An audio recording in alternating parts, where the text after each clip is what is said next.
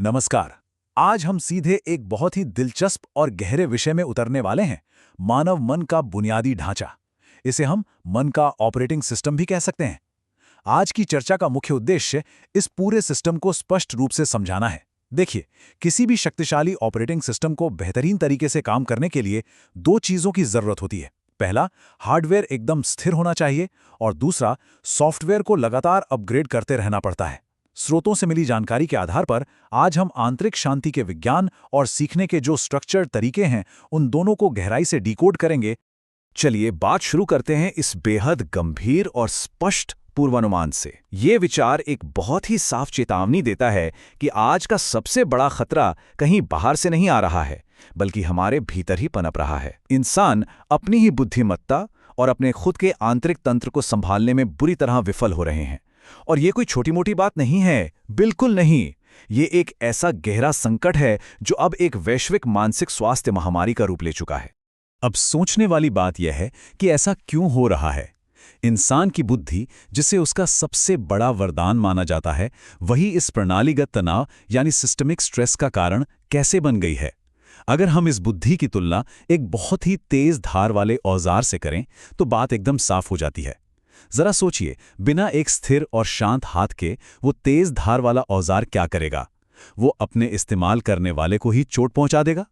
ठीक यही हमारे साथ हो रहा है। जब मन भीतर से स्थिर नहीं होता तो हमारी खुद की ही बुद्धि हमारे खिलाफ काम करने लगती है। तो इस पूरे विषय को अच्छे से समझने के लिए हम इसे 4 मुख्य हिस्सों में बांट कर देखेंगे। सबसे पहले मानव बुद्धि के संकट को समझेंगे, उसके बाद आंतरिक संप्रभुता यानी सॉवरेंटी ऑफ इंटीरियरिटी की बात करेंगे, फिर हम युग्मित शिक्षण संरचना पर आएंगे और अंत में निरंतर प्रगति लूप को डिकोड करेंगे। आइए, सबसे पहले बात करते हैं मानव बुद्धि के इस मौजूदा संकट की। यहाँ जो बात सच में ध्यान खींचती है वो ये है कि यह संकट सीधे तौर पर इंसान की उस भूल को उजागर करता है जिसे आंतरिक पहचान की त्रुटि कहा गया है।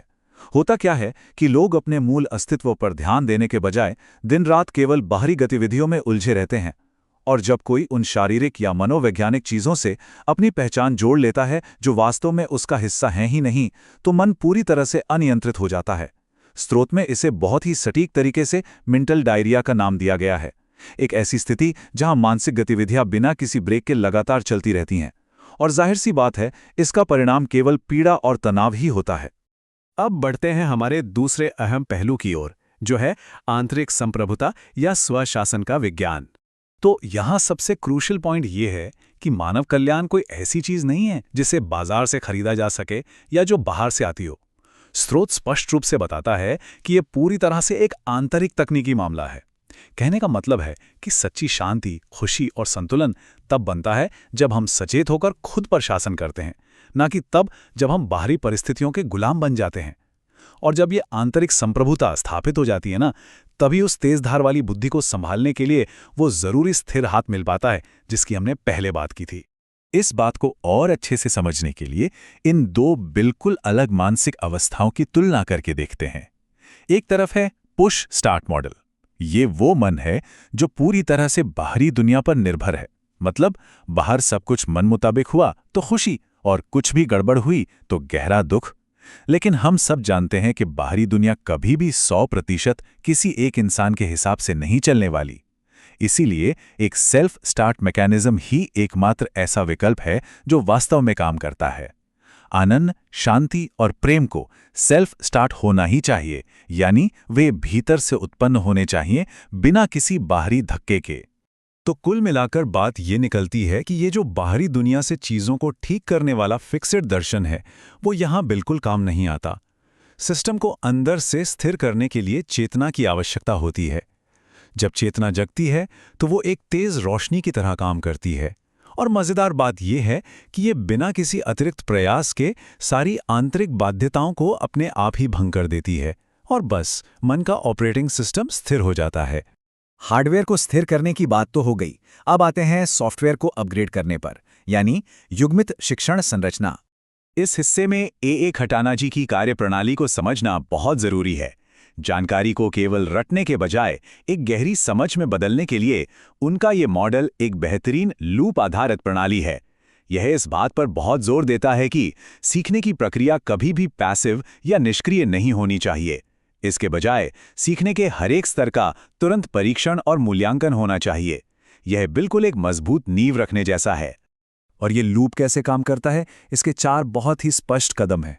पहले सीखना, फिर उसका परीक्षण करना, जो सीखा उसे और मजबूत करना, और अंत में आगे की ओर प्रगति करना। ये मॉडल हमें यह समझाता है कि सीखना कोई ऐसा काम नहीं है जिसे एक बार करके छोड़ दिया जाए।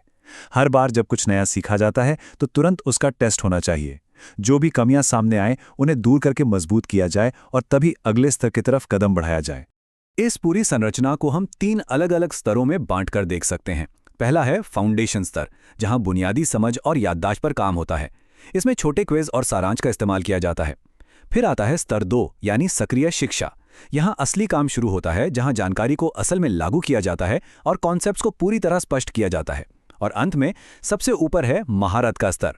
यहां ज्ञान को सिर्फ इकट्ठा नहीं किया जाता, बल्कि उसे एक एक्सपर्ट की तरह तराशा और परखा जाता है। चलिए अब इस पूरी चर्चा के आखिरी हिस्से, निरंतर प्रगति लूप की तरफ बढ़ते हैं। इस मॉडल को असल जिंदगी में उतारने के लिए कुछ बहुत ही बुनियादी नियमों का पालन करना होता है। नियम बहुत ही सीधे हैं। किसी भी स्तर को बीच में छोड़ना नहीं है, एक के बाद एक कदम बढ़ाना है, हमेशा सक्रिय होकर सीखना है और लगातार अपना खुद का परीक्षण करते रहना है। इसी निरंतर लूप से हमारी कमजोरियां दूर होती हैं और ज्ञान में वो स्पष्टता आती है जो हमें बाकियों से अलग बनाती है।